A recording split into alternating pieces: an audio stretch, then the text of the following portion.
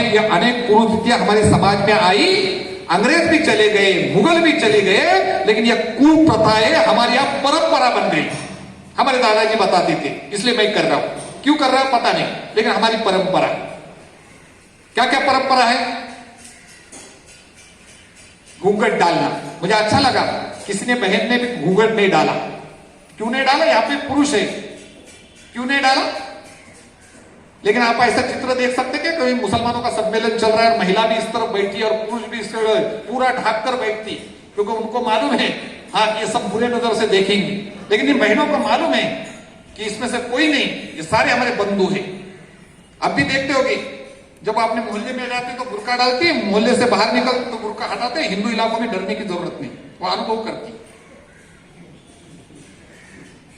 तो ये आई कहां से घूंघट पद्धति? ये घूंघट पद्धति आई इस मुगल आक्रमण में। लड़कियां बाहर निकलने लगी तो दुष्टों से बचाने के लिए लड़कियां महिलाएं अपना मुंह ढकती थी, ताकि मेरी सुंदरता देखकर कहीं मुझे उठाकर नहीं ले जाए, इसलिए घूंघट पद्धति आ गई। अगर घूंघट पद्धति होती, आपने रामायण की सीरियल देखी, महाभारत की सीरियल देखी आपने? आपको कोई दिखाई देता कि सीता माता घूंघट लेकर है, पार्वती जी घूंघट लेकर है, हाँ, या कोई घूंघट लेकर है? अगर धर्म में होता हमारा घूंघट तो वो कहीं दिखाई देते? ये घूंघट आया इस्लाम के आक्रमण में भारत में। हमारे यहां सती प्रथा कि पुरुष के मृत्यु के बाद महिला ने सती जाना, यह धर्म का भाग नहीं। यह आया का, यह भी मुगल काल में आया।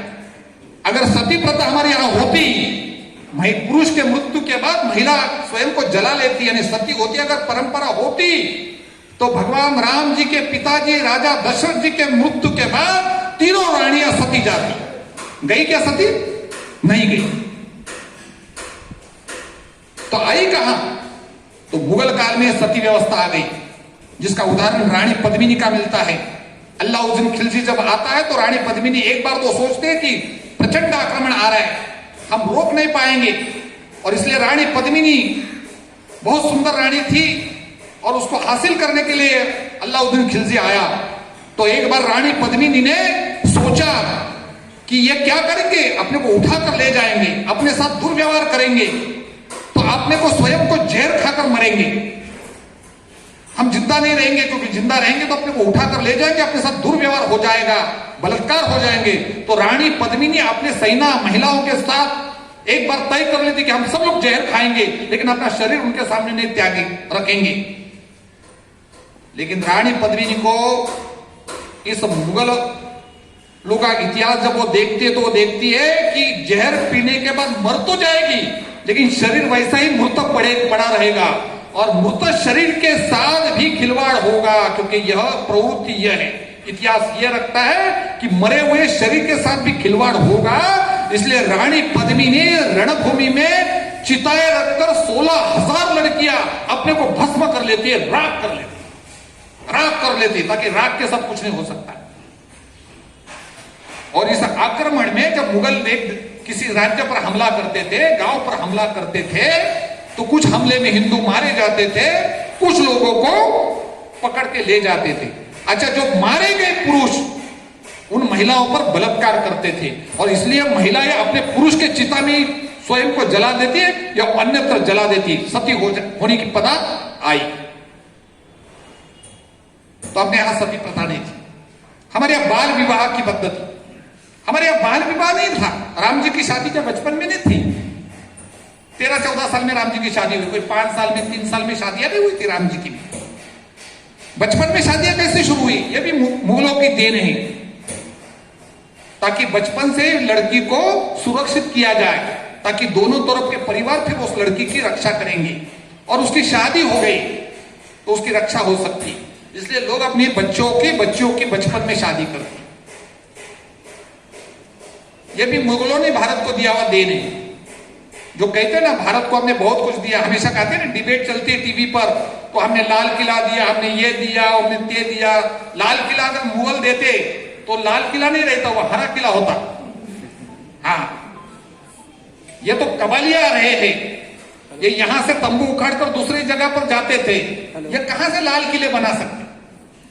लेकिन अभी बता रहे आते तो हमने लाल किला बनाया, हमने ये बनाया, ताजमहल बनाया। ताजमहल उन्होंने बनाया, अब भी जानते जिन्होंने बनाया उनके कैसे हाथ काट कर मरवा दिया उनको। इनको कुछ झोपड़े बनाने से आगे नहीं आता, अभी भी झोपड़े बनाते, कुर्ला भी बनते, बांद्रा भी बनते, बस वही ठोकते रहे। और इसलिए ये बताते रहते तो हाँ क्या दिया देन, वो मैं बता रहा हूं, ये देन दिया, बाल विवाह की देन, सती व्यवस्था की देन। हमारे यहां लड़कियां कहते कि लड़कियां भारत में पढ़ती नहीं थी, झूठ। अरे हमारे यहां तो इतनी रानियां होकर गई, पढ़ी लिखी थी, साधु संत महात्मा, मैंने जैसे कहा ऋचाओं में 27 महिलाएं जिन्होंने वेदों की विरुचाएं लिखी, हमारे विद्वान महिलाएं थी। लेकिन मुगल काल के समय बच्चे अगर बाहर पढ़ने जाएगी तो कोई मुगल उसको उठाकर ले जाएगी, इसलिए हिंदुओं ने अपने बच्चों को घर में बंद करना शुरू कर दिया। यह भी मुसलमानों की देन है भारत को। और क्या देन है? अपने यहां जाति व्यवस्था की देन भी मुगलों की है, ये ध्यान रखना। पूजनीय डॉक्टर अंबेडकर जी कहते कि 6वीं शताब्दी तक भारत में कोई जाति व्यवस्था नहीं थी। तो आई कैसे? इनके आक्रमण में आई है। तो प्रमाण दिखाओ किसी किताब में, कहीं नहीं दिखाई देता। जितने आप बोलते 12-13 हजार जातियां उपजातियां, इतनी जाति हो गई कि पूछिए मत। या आई कहीं? तो इसके अनेक किस्से हैं, जातियां कैसे बनती गई। अगर मानो ये कार्यक्रम चल रहा है, कोई हमला हो जाए तो इसमें से कुछ युवक कहेंगे सब लोग रुकिए यहां पर, आप कहीं नहीं जाएंगे, बहनों बैठो, बच्चे बैठो, बुजुर्ग बैठो, हम 20-25 लोग भिड़ेंगे देखते। अच्छा जो बाहर गए वो घंटा भर इंतजार करते रहे, अभी आएंगे क्या, अभी आएंगे, वो कभी भी आ सकते, इसलिए बाहर ही रुकते गए। अब क्या किया, जो अंदर बैठे हुए लोग हैं उन्होंने क्या किया कि वो 1 दिन रुके, 2 दिन रुके, 3 दिन रुके, तो बोला अभी कभी आएंगे पता नहीं, इसलिए बाहर ही रुकते गए। तो बाहर ही उन्होंने झोपड़े बनाए और अंदर के लोगों ने उनको कहा कि यार वो बाहर के लोग हैं। एक पीढ़ी चली गई तो दूसरे पीढ़ी ने भूल गए। जैसा उदाहरण अब जानते, सुअर से मुसलमानों का नहीं जमता, बराबर है ना, चिढ़ते, वराहा अवतार। तो गांव में कैसे आक्रमण होता था, तो गांव के लोग कहते भी आक्रमण होने वाले, रात को कभी भी आक्रमण होते, तो चलो आप अपने घर से एक लड़का ले दो और गांव के सीमा पर रुक जाओ। और सुअर को डरते, इसलिए सुअर लेके जाओ अपने अपने घर से। तो अपने हर एक घर से एक सुअर लेकर वो गांव के सीमा पर गए और बैठे रहे, भाई अभी आएंगे, अभी आएंगे, अभी आएंगे। 1 दिन हुआ, 2 दिन हुआ, 4 दिन हुआ, उनको भी मालूम पड़ गया कि वह सुअर लेकर बैठे तो अच्छा नहीं जाना। 10 दिन हो गए, 1 साल हो गया, 2 साल हो गया, 4 साल हो गया। अब वो 4 साल हो गए तो वही झोपड़े बनाए उन्होंने भी, कभी आएंगे पता नहीं, तो यही झोपड़ा बनाते, यही खाना खाते, तो घर कहीं जाएंगे और हमला हुआ तो इधर ही बैठते। तो भाई इतना अंतर हो गया, इतनी एक पीढ़ी निकल गई, 2 पीढ़ी निकल गई, बस। अभी जो उनके दादा परदादा जो गांव में रहते थे, इन्होंने कहा ये अछूत है, सुअर पालते, अपने लोगों को कहा इनसे संबंध मत रखो, या अस्पृश्य है। जिन्होंने धर्म रक्षा के लिए, गांव के रक्षा के लिए वहां जाना पसंद करके, हिंदू समाज की रक्षा के लिए क्या, उनको हमने कहा सुअर पालने वाले लोग अछूत है। ऐसे बहुत उदाहरण। जितनी भी आज अपने समाज में अनुसूचित जातियां हैं, जिसको SC ST हम कहते हैं अनुसूचित जाति, उनके इतिहास को ढूंढो, इतिहास को ढूंढो, आपको पता चलेगा कि इनका बड़ा इतिहास रहा है। ये सारे लोग कौन हैं? तो एक समय हिंदू समाज के रक्षा के योद्धा थे ये सारे लोग। जैसे वाल्मीकि समाज है, पता है वाल्मीकि समाज, जिनको हम मेहतर कहते, शब्द प्रयोग नहीं करना चाहिए लेकिन जानकारी हो आपको, इसलिए मैं बता रहा हूं। जिनको कई भाषाओं में भंगी कहते, मेहतर कहते, ये कौन लोग हैं? ये वो महान लोग हैं जिन्होंने हिंदू धर्म के रक्षा के लिए कूड़ा कचरा गंदगी उठाना पसंद कर दिया, लेकिन धर्म नहीं छोड़ा। मुस्लिम आक्रमण में जब आक्रमण होता था और राजपूतों के साथ, ठाकुरों के साथ, या इस प्रकार का हिंदू समाज के साथ संघर्ष जब होता था और कुछ लोग मारे जाते थे और कुछ लोग जीवित हाथ में पकड़ में आते थे, ऐसे ठाकुर, राजपूत, ये सब महान क्षत्रिय योद्धाओं को जब पकड़ कर लेके जाते थे तो उनको कहता कि देखो भैया अब हम हमारे गुलाम हैं, आप गुलाम हैं, जो हम कहेंगे वो करना पड़ेगा। तो आपके सामने दो शर्त है, एक तो इस्लाम का कबूल करो, अन्यथा हमारा कूड़ा कचरा गंदगी उठाओ, तय करो। अब गुलाम व्यक्ति, बंदी व्यक्ति क्या कर सकता है? अगर वो मुसलमान बनता तो वो उनके साथ समानता से जी लेता, लेकिन उन्होंने कहा नहीं, हम अपने पवित्र हिंदू धर्म को नहीं छोड़ेंगे, भले हम गंदगी उठाना पड़े, गंदगी उठाएंगे, लेकिन धर्म नहीं छोड़ेंगे। यह है आज का वाल्मीकि समाज। जब कभी रजपूत था, पृथ्वीराज चौहान के सारे ये वंशज है, आज गंदगी उठा रहे लेकिन धर्म नहीं छोड़ा। अब सोचो, ऐसे अनेक जातियां जिनके साथ हम दुर्व्यवहार करते हैं, जिन्होंने महान हिंदू समाज के रक्षा के लिए काम किया, जिनको आज आप दलित और अछूत करके हम दूर करते हैं, इनके इतिहास में पढ़ेंगे तो इनके सबके गोत्र ठाकुरों के, ब्राह्मणों के, रजपूतों को मिलते हैं। अनेक महापुरुषों का जीवन देखते तो संत रविदास जी महाराज जी का, जब उनको जोर जबरदस्ती से मुगलों ने कहा कि आप इस्लाम को कबूल करें, तो बोला सर कटे लेकिन धर्म नहीं छोड़े। सर कटे जाएगा, देह कटेगा, लेकिन मेरा पवित्र धर्म नहीं छोड़ूंगा।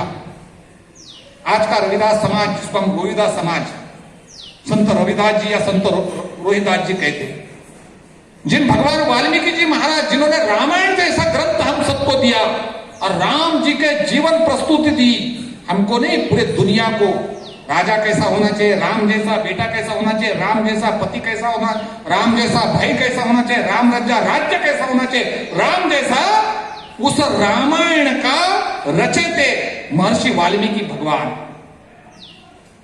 लेकिन आज वाल्मीकि जयंती होती तो कहां होती है बताइए? केवल वाल्मीकि बस्ती में। क्यों भैया? महर्षि वाल्मीकि केवल वाल्मीकि समाज के है। रामायण जैसा ग्रंथ हमको जिन्होंने दिया आद्य कवि वाल्मीकि महाराज, उनको हमने एक जाति के संत करके बनाए। क्या वाल्मीकि जयंती उत्तर भारतीय बस्ती में नहीं हो सकती? मराठी बस्तियों में नहीं हो सकती? उच्च स्वयं को बड़े उच्च कहने वाले समाज में नहीं हो सकती? जिन महापुरुषों का, जिस समाज का इस प्रकार से योगदान कंधे से कंधा मिलाकर भारत के निर्माण में रहा, उनके साथ आज भी हो रहा है, आज भी हो रहा है। अब सोचो जरा, विचार करो। केवल डॉक्टर बाबा साहेब अंबेडकर जी के जीवन को मैं जरा छू लेता हूं। कैसा व्यवहार, गर्व से कहूं हिंदू, तत्वज्ञान बहुत बड़ा व्यवहार। क्या बचपन से अंबेडकर जी का जीवन चरित्र पढ़ा है क्या? नहीं पढ़ा होगा, बहुत लोगों ने नहीं पढ़ा होगा। एक सीरियल आई है, उसमें कुछ देखा होगा। पूजनीय अंबेडकर जी का जीवन चरित्र पढ़िए, आंसू नहीं रुकेंगे, आंसू नहीं रोक पाएंगे। बचपन से इतने बड़ा, इतना छोटा बेटा होते समय अगर वो इस जाति में पैदा हुआ करके, वो हमारे साथ बैठ नहीं सकता, ना स्कूल में बैठ सकता है, ना समाज में बैठ सकता है। उसकी टिफिन स्कूल में अलग रखेंगे, उनका खाना, उनका पानी अलग रखेंगे। ये व्यवहार कब तक चला? तो स्कूल से लेकर बैरिस्टर जब हुए, यानी इतनी बड़ी पढ़ाई के बाद भी अपने ऑफिस जाते थे, तो तथाकथित उच्च जाति का व्यक्ति जो उस ऑफिस में प्यून का काम करता है, वो क्या करता है कि उस अंबेडकर जी की छाया मुझ पर नहीं पड़े, इसलिए उनकी फाइल ऐसे दूर से फेंकते। इस प्रकार तक व्यवहार किया अंबेडकर जी के साथ। अगर इतना बचपन से जिस समाज को छले, जिस व्यक्ति को छले, और फिर आप लोग कहते हैं कि उन्होंने कहा मैं हिंदू समाज में जन्मा हूं लेकिन मरूंगा नहीं, ऐसे हम भी कहते ना। अरे हमको थोड़ा कोई हट कर दे तो हमारी क्या प्रतिक्रिया आती है? और जिस व्यक्ति को, जिस समाज को इतने लंबे समय तक हमने अपने व्यवहार ऐसा किया, वो अगर ऐसा कहे तो क्या गलत? इतना सारा क्या मांग थी उनकी? क्या हम सभी ईश्वर की एक ही संतान है, आपको भी दो हाथ है, मुझे भी दो हाथ है, आपको भी पैर है, मुझे भी पैर है, आप में भी राम बसे, हम पर भी राम बसे, हमें जरा काला राम मंदिर नासिक में जरा राम जी का दर्शन कर दीजिए। दर्शन करने के लिए गए, लोगों को। तो हमने क्या किया, हमने सर फोड़े, अब दर्शन नहीं कर सकते क्योंकि हम महार जाति में पैदा हुए।